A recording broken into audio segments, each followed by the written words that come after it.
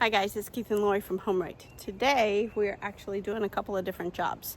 Keith is going to plant 2 more citrus trees right here in the garden, and then I am actually planting out some of the spacing of where I want some of the plants in my raised beds. So as you can see here, the other day I went ahead and pulled out the Brussels sprouts.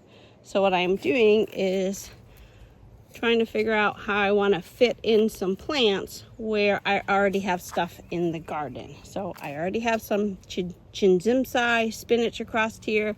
I have some Louisiana shallots, some garlic and parsley along the back, and a couple of bulbing onions on the side.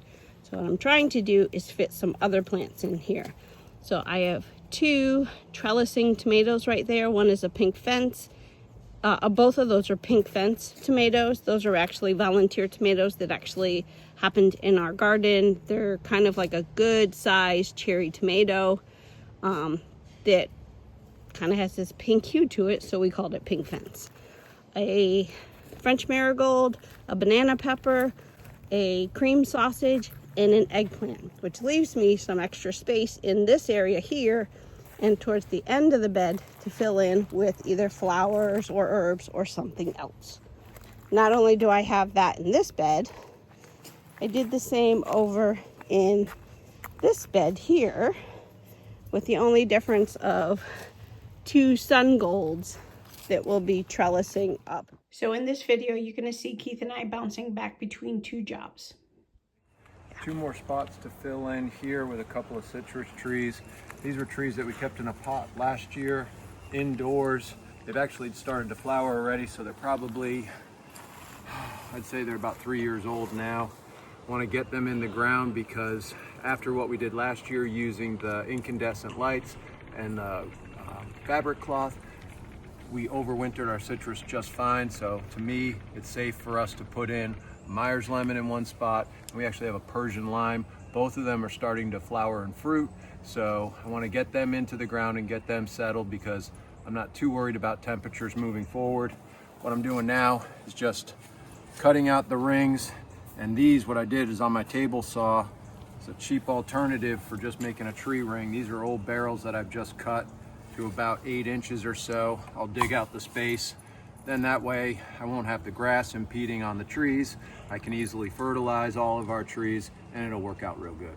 Now yesterday we went ahead and made a couple of quick changes because I want to keep all of my citrus somewhat close together because come wintertime, obviously I said I'm going to want to be hooking them up to some of these incandescent lights. So before, this is where I had my persimmon tree that I've now got the Awori Satsuma growing. This is already doing well. I've done some trimming to it. New growth starting to shoot out. Don't anticipate fruit on this year, but hopefully next year it'll be doing well. And as you can see, I took the persimmon and slid that down here and transferred real well. You can see it's still holding on just fine, so that was an easy move. To try to repurpose this grass in an area that Shelly here has been doing a good job of destroying. So let's go move this over here, Shell.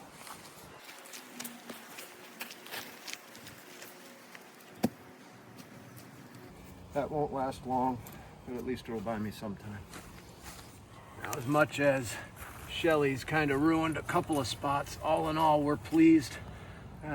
With this is just a fescue clover mix, and it's been holding up real good considering I just put this in when I seeded this in October of last year.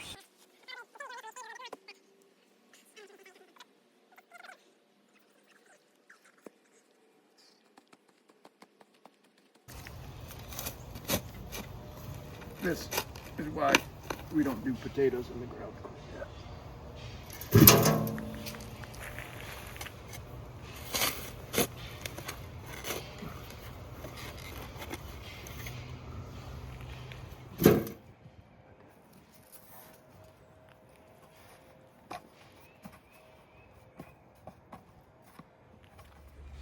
So the last frost date for us is pretty much around April 7th. Today is March 30th, but we did go online and look at what the weather is.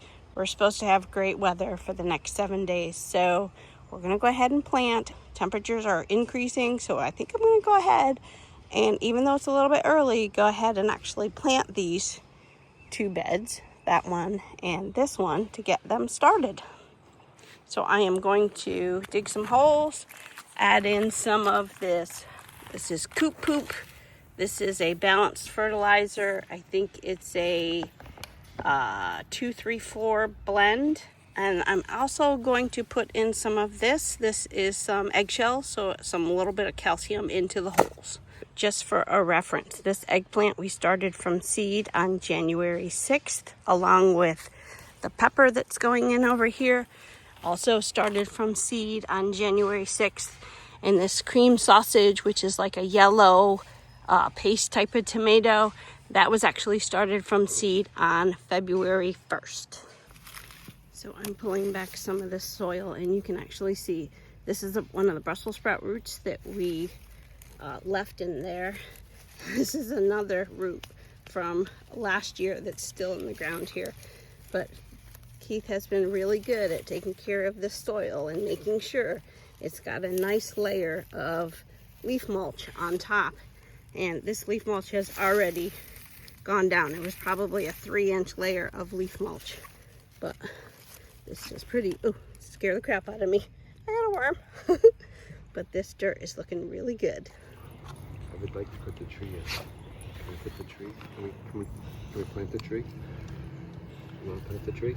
Look, you can help. You want a piece of stick? There you go. Bye. See ya.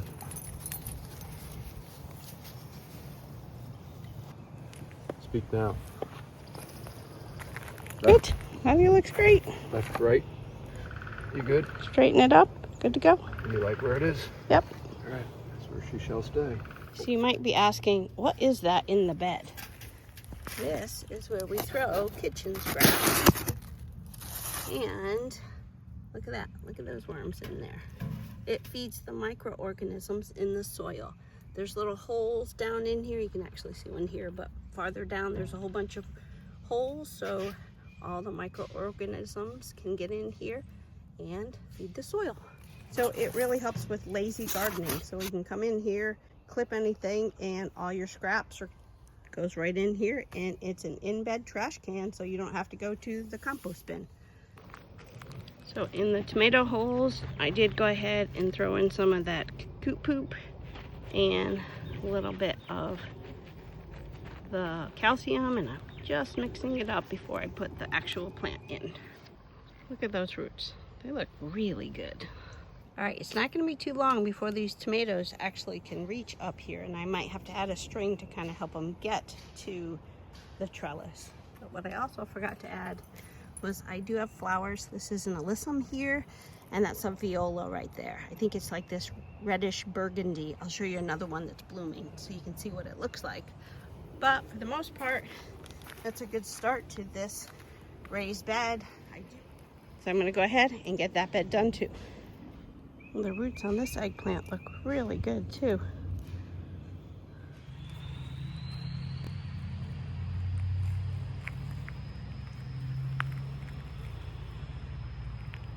All right, so we got this bed done. The difference here is I put 2 sun gold cherry tomatoes on the end here to line up on the trellis. Again, I got alyssum, a little viola in the back there. This bed has a lot more of the garlic that seemed to survive, but less of the parsley. Put in a banana pepper, a French marigold.